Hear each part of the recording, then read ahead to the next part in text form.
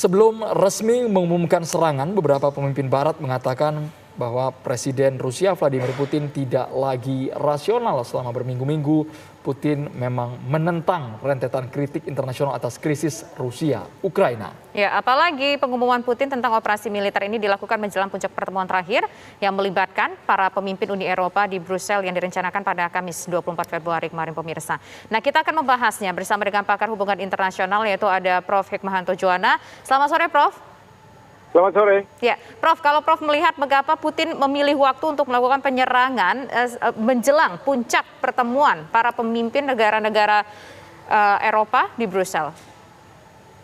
Ya, ini untuk memberikan signal kepada negara-negara Eropa Barat dan juga Amerika Serikat bahwa Putin tidak main-main terkait dengan masalah ini dan Putin ingin menyampaikan bahwa tidak ada lagi ruang untuk negosiasi atau cara-cara damai yang bisa ditempuh terkait dengan masalah ini.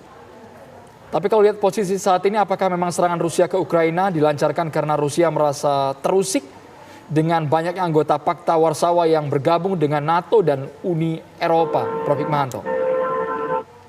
Sebenarnya alasan kenapa Putin masuk ke Ukraina pertama adalah dari Rusia menginginkan bahwa Ukraina yang dianggap sebagai bagian dari Rusia menjadi bagian lagi dari Rusia. Dan sepertinya Putin melakukan proses yang disebut sebagai balkanisasi sehingga ada bagian-bagian dari wilayah Ukraina yang memisahkan diri dan kemudian diakui oleh Rusia baru-baru ini untuk menjadi sebuah negara, dan atas dasar itu kemudian mereka mengundang tentara Rusia, militer Rusia untuk masuk ketika mereka diserang oleh Ukraina.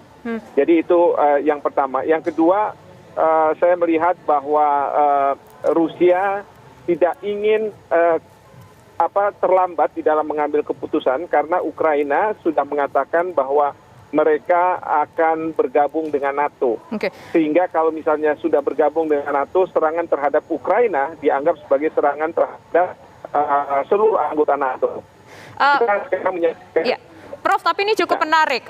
Takut Ukraina bergabung dengan NATO. Tapi kita juga ketahui bahwa Ukraina ini sebelumnya tampaknya disupport sekali, mendapatkan support dari negara-negara yang bergabung dalam NATO, termasuk juga ada beberapa negara lainnya, termasuk misalkan Amerika Serikat di situ. Tapi faktanya kita ketahui bahwa tadi malam atau pagi hari ini Presiden Ukraina menyatakan mereka seperti ditinggalkan sendiri, tidak ada bantuan, mereka berjuang sendiri untuk melawan perang dengan Rusia. Ini etiskah secara katakanlah perang internasional, satu negara atau sebuah kelompok berusaha untuk mendukung tapi tidak melakukan apapun? Karena memang tidak ada legitimasi bagi negara-negara NATO untuk masuk. Karena kan Ukraina belum menjadi anggota dari NATO. Dan sekarang ini sedang ditunggu resolusi Dewan Keamanan PBB yang memandatkan negara-negara NATO termasuk Amerika Serikat untuk masuk. Tetapi resolusi itu tidak ada. Justru kalau misalnya mereka masuk dalam posisi sekarang, maka itu dianggap sebagai suatu pelanggaran terhadap hukum internasional. Sementara bagi Putin, mereka merasa bahwa dua republik yang baru mereka akui itu yang mengundang Rusia untuk masuk ke sana. Kan seperti itu. Prof. Hikmahanto, secara sederhana, apakah memang operasi militer dan sekarang memang jumlah korban sudah 137 orang, ini sah secara hukum internasional apa yang dilakukan oleh Vladimir Putin ini? Kalau saya melihat dari tayangan-tayangan yang ada di media, saya katakan tidak sah. Karena apa? Serangan-serangan Rusia terhadap Ukraina itu yang disasar termasuk juga penduduk sipil atau bangunan-bangunan sipil. Jadi seharusnya dalam suatu situasi perang yang menjadi sasaran adalah instalasi-instalasi militer atau kantor-kantor pemerintahan. Nah, oleh karena itu, saya menghimbau kepada Bapak Presiden untuk menyuarakan ini. Ini bukan lagi soal bebas aktif, karena kita tidak akan mengakui mengakui tanda kutip ya apa yang dilakukan oleh Rusia ini sebagai suatu invasi, atau kita juga tidak membenarkan pengakuan terhadap dua republik yang baru-baru ini diakui oleh Rusia. Tetapi ini masalah hukum perang. Di dalam konteks hukum perang, hukum humaniter, maka tidak boleh serangan-serangan militer itu ditujukan kepada rakyat sipil. Oke. Nah, oleh karena itu dalam konteks ini Bapak Presiden bisa menyuarakan hal ini dan bila perlu mengutuk keras tindakan yang dilakukan oleh otoritas militer di Rusia yang menyasar tidak hanya pada target-target tertentu, tapi juga masyarakat sipil. Ini yang tidak boleh dilakukan. Ini tidak boleh dilakukan, ini sebuah kejahatan, begitu ya Prof ya. Tapi kalau kita melihat Betul.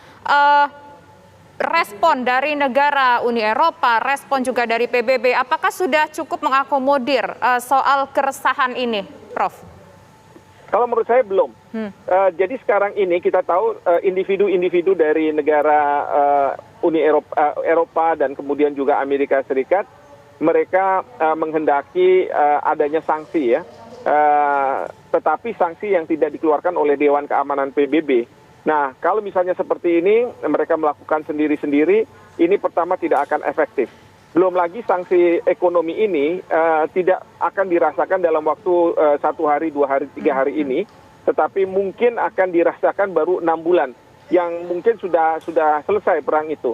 Karena tujuan dari otoritas militer Rusia itu adalah mungkin mengambil presiden Ukraina sekarang, dan kalau misalnya mereka berhasil, mereka akan menggantikan presiden yang lebih pro terhadap kebijakan atau lebih bersahabat dengan Rusia. Karena presiden yang sekarang ini dianggap terlalu mendekat ke barat dan bisa membahayakan kepentingan Rusia di Ukraina. Kalau saat ini Prof. Hikmahanto, langkah dari Kementerian Luar Negeri kita mendesak agar Dewan Keamanan PBB yang bergerak.